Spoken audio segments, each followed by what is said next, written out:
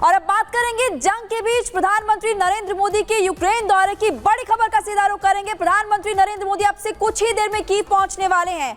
आपको बता दें कि पोलैंड से वार्सा से वो कीव के लिए रवाना हुए थे और अब से कुछ देर में पहुंचने वाले हैं। और देखिए बड़ी खबर आपको बता रहे हैं कि वो तस्वीरें भी सामने आएगी। देखना होगा कैसे स्वागत होगा प्रधानमंत्री नरेंद्र मोदी का। कीव में ज़ेलेंस्की से पीएम मोदी मुलाकात करेंगे और ये बड़ी खबर कुछ ही देर में यूक्रेन पहुंचने वाले प्रधानमंत्री मोदी। कीव में ज़ेलेंस्की से उनकी मुलाकात होने वाली जो कि कई मायनों में खास मानी जा रही है। पोलैंड के वार्सा से कीव प्रधानमंत्री मोदी जा रहे हैं। ज़ेलेंस्की के निमंत्रण पर यूक्रेन दौरे पर प्रधानमंत्री मोदी और पीएम मोदी पोलैंड और यूक्रेन के दौरे पर हैं। आपको ये भी बता दें कल प्रधानमंत्री मोदी का पोलैंड में भव्य स्वागत भी किया गया था। पोलैंड में पीएम ने कहा था कि किसी भी विवाद का समाधान युद्ध से नहीं हो सकता है। और प्रधानमंत्री मोदी के यूक्रेन दौरे पर दुनिया की नजर इस वक्त है। संयुक्त राष्ट्र ने भी प्रधानमंत्री मोदी के यूक्रेन दौरे की तारीफ की है और यूएन ने कहा है कि 2 साल से जारी जंग को खत्म करने में मदद मिलेगी।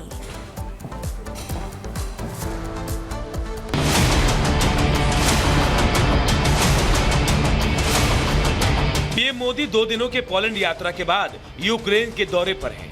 इस वक्त पूरी दुनिया पीएम मोदी की यूक्रेन यात्रा की तरफ टकटकी लगाए बैठी है। सभी को इंतजार है कि युद्ध की आग में झुलसते 2 देशों के करोड़ों लोगों को मोदी जंग से राहत दिलाएंगे। वो रूस के राष्ट्रपति पुतिन और यूक्रेन के राष्ट्रपति ज़ेलेंस्की को युद्ध रोकने के लिए मना लेंगे। इस उम्मीद के पीछे वजह भी है जिसका जिक्र पीएम मोदी ने अपने पोलैंड यात्रा के दूसरे दिन पूरी दुनिया को बता दिया।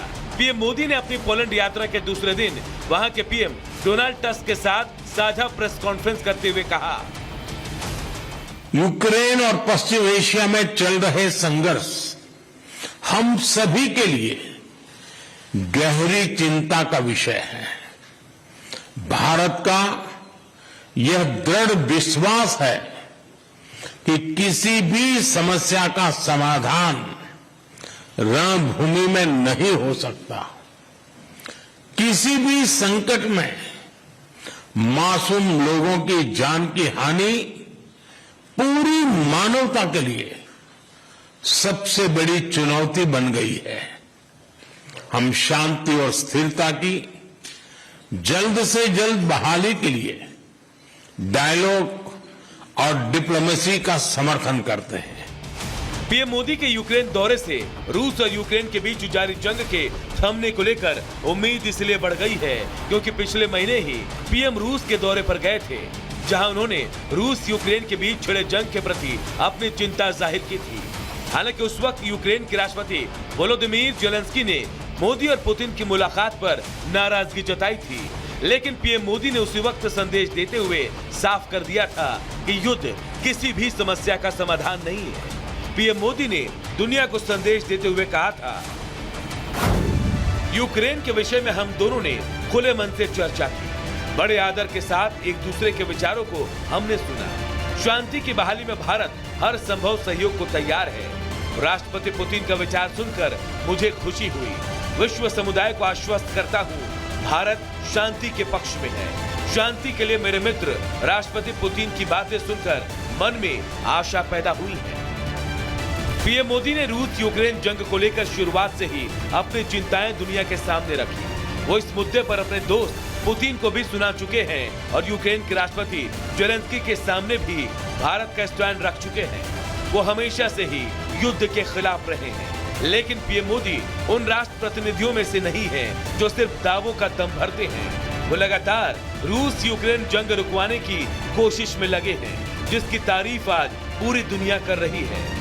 पोलैंड के प्रधानमंत्री डोनाल्ड टस्क ने भी पीएम मोदी की इस पहल की खुले दिल से प्रशंसा की और पीएम मोदी के साथ साझा बयान जारी करते हुए कहा, मोदी शांतिपूर्ण तरीके से युद्ध खत्म करवाने के लिए तैयार हैं। भारत ऐसा करने में बहुत रचनात्मक भूमिका निभा सकता है। पीएम मोदी 10 घंटे में यूक्रेन जाएंगे। हमें विश्वास है कि आपकी यूक्रेन यात्रा ऐतिहासिक होगी। बेशक विश्व गुरु मोदी शांति संदेश के साथ जंग के तमाम खतरों को नजरअंदाज करके यूक्रेन दौरे पर आए हैं। वो अपना इरादा दुनिया के सामने रख चुके हैं। उम्मीद है शांति की इस पहल पर रूस और यूक्रेन राजी होंगे और महाविनाश पर उतारू दोनों देश नवनिर्माण की दिशा में कदम बढ़ाएंगे। Bureau report, Republic Bharat. तो रूस और यूक्रेन का जो युद्ध है वो लगातार जारी, और इस बीच प्रधानमंत्री नरेंद्र मोदी का यूक्रेन का दौरा कितना खास है, इस वक्त हमारे साथ चर्चा के लिए कुछ खास मेहमान जुड़ चुके हैं। हमारे साथ रक्षा विशेषज्ञ कर्नल शैलेंद्र जुड़ चुके हैं। इसके अलावा हमारे साथ विंग कमांडर यूके देवनाथ भी हैं जो कि डिफेंस एक्सपर्ट हैं। इसके अलावा हमारे साथ दीपक वोरा विदेश मामलों के जानकार भी जुड़ चुके हैं। लेकिन सबसे पहले कर्नल शैलेंद्र, मैं आपके पास आ रही हूं। युद्ध भूमि में अब से कुछ ही देर बाद प्रधानमंत्री नरेंद्र मोदी पहुंचने वाले हैं। आप उनके इस दौरे को किस तरीके से देख रहे हैं, क्योंकि पोलैंड में उन्होंने कहा कि ये जो संघर्ष है वो चिंता की बात है और समाधान युद्ध भूमि से, युद्ध से नहीं हो सकता। जय हिंद, नमस्कार। मैं सबसे पहले तो ये कहूँगा ये संघर्ष है ही नहीं। कोई भी युद्ध इज अ इलीगल आइटम, ये मानवता के खिलाफ है। कोई भी युद्ध हो, किसी के भी बीच में हो, और इससे अच्छा एग्जाम्पल हो नहीं सकता कि एक हमारा प्राइम मिनिस्टर भारत का, जिसने ये बात ओपनली एक बार नहीं 2, 3, 4, 5 बार कह दी, this is not a era of war, this is actually a era of humanity. आपस की ह्यूमैनिटी देखनी चाहिए। सबसे बड़ी बात देखिए, वेस्ट कंट्रीज कितना क्रिटिसाइज करें, क्या करें, इवन ज़ेलेंस्की कुछ बोलते रहें, वो एक अलग बात है। लेकिन जिस दिन वो पुतिन से मिल रहे थे, उस दिन जो उन्होंने एयर मिसाइल स्ट्राइक करी थी कीव में, जिसके वजह से काफ़ी लोग मारे गए, पहली बार कहीं किसी प्राइम मिनिस्टर में इतना दम और हिम्मत थी कि उसने अपने उसी समय के एड्रेस में बोल दिया कि ये ठीक बात नहीं है। आई थिंक इंडिया जो है वो किसी की साइड नहीं ले रहा है, लेकिन वो साइड ज़रूर ले रहा है, और वो ले रहा है ह्यूमैनिटी की। International relations ups and down हो सकते हैं, कोई बड़ी बात नहीं है। I am not a fan of Zelensky. Ukraine ने मेरे लिए आज तक कभी कोई अच्छा काम नहीं किया है। इवन यूनाइटेड नेशंस में भी उसने कभी हमें सपोर्ट नहीं किया है। लेकिन जब बात आती है लोगों के, इनोसेंट लोगों के मरने की, बच्चों के मरने की, तो ये अपने आप में कंसर्न बनता है एज अ ह्यूमैनिटी। और आज मुझे लग रहा है कि इंडिया ने एक बहुत बड़ा इनिशिएटिव लिया है। जैसे पोलैंड में हम 45 साल बाद हमारा प्राइम मिनिस्टर गया है, इसी तरह उन्होंने एक आइस ब्रेक करी है पूरी दुनिया के सामने कि देखिए, मैं मॉस्को के बाद यूक्रेन भी जा सकता हूं। बिल्कुल कर्नल शैलेंद्र, और जो आपने कहा है ना, क्योंकि प्रधानमंत्री नरेंद्र मोदी लगातार ये कहते हैं कि बुद्ध की धरती पर युद्ध नहीं हो सकते हैं, शांति का संदेश दिया जाता है। हमने देखा कि फिर इजराइल और हमास के बीच में जो चल रहा था, उस दौरान भारत का स्टैंड रहा हो, या फिर रूस यूक्रेन के दौरान भारत का स्टैंड रहा हो, बिल्कुल साफ था, स्पष्ट था कि हम सिर्फ और सिर्फ शांति के दूत हैं और उसी तरीके से लोगों को सहयोग भी करेंगे। दीपक वोरा जी, विदेश मामलों के जानकार हैं, आप हमारे साथ जुड़े हुए हैं। मैं ये समझना चाहती हूँ, क्योंकि प्रधानमंत्री नरेंद्र मोदी की हर विदेश यात्रा को लेकर के बहुत चर्चे होते हैं, लेकिन ये विदेश यात्रा खास है। 1992 के बाद पहला राजनयिक दौरा है किसी प्रधानमंत्री का, तो उस लिहाज से भी हमें सोचना पड़ेगा कि दोनों देशों के बीच ये संबंध और कितने मजबूत होंगे। हालांकि ज़ेलेंस्की लगातार उनसे बात करते रहते हैं और कहते भी हैं कि युद्ध रुक जाए। आभारी हूं मैम, आपने ये मौका दिया, और आपके साथ जो विशेषज्ञ जो बैठे हैं उनकी जानकारी मुझसे कहीं ज्यादा है। मैं अंतर्राष्ट्रीय मामलों का विशेषज्ञ नहीं हूं, मैं भारत का राजदूत हूं, ये आप जरा नोट कर लीजिएगा।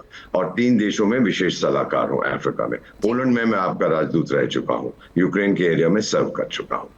अब हम बातचीत कर रहे हैं about prime minister Narendra Modi की विजिट है यूक्रेन को।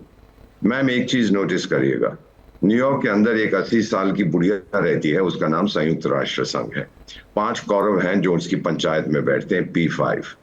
उनमें से एक भी इन दोनों देशों में नहीं गया, ना यूनाइटेड स्टेट्स गया, ना ब्रिटेन गया, ना फ्रांस गया, चाइना को भूल जाइए, रूस तो खैर पार्टी है इन द कॉन्फ्लिक्ट। तो ये भारत पर ये मौका आया है कि आप दोनों जगह जाइए और शांति की बात करिए। अब ये कहना कि पीएम साहब ये कहते हैं वो कहते हैं, दैट्स ग्रेट, बट पहली बार कॉन्फ्लिक्ट जोन, मैम सुनिएगा इसको, पहली बार कॉन्फ्लिक्ट जोन में भारत की कूटनीति काम कर रही है, ये पहले कभी नहीं हुआ। अब हम में वो आत्मविश्वास है। दूसरी चीज, जैसा अभी कर्नल साहब ने कहा, मैं 150% उनसे एग्री करता हूं। ज़ेलेंस्की साहब ने क्या बोला है भारत के बारे में कि भारतीय लोगों की इंटेलेक्चुअल कैपेबिलिटी बहुत कमजोर है। फिर बोला जो G20 का डॉक्यूमेंट आपने बनाया था वो बकवास है। फिर कहते हैं कि आपने दुनिया के सबसे बड़े क्रिमिनल पुतिन साहब की बात करें, उसको जफ्फी दी, ये सब क्या हो रहा है?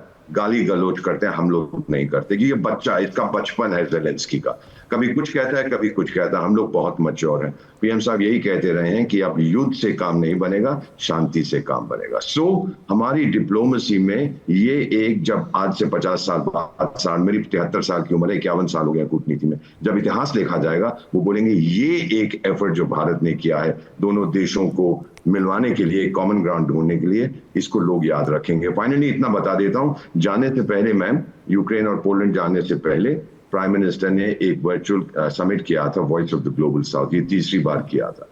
मैम 123 देश उसमें इनवाइटेड थे जो विकासशील है।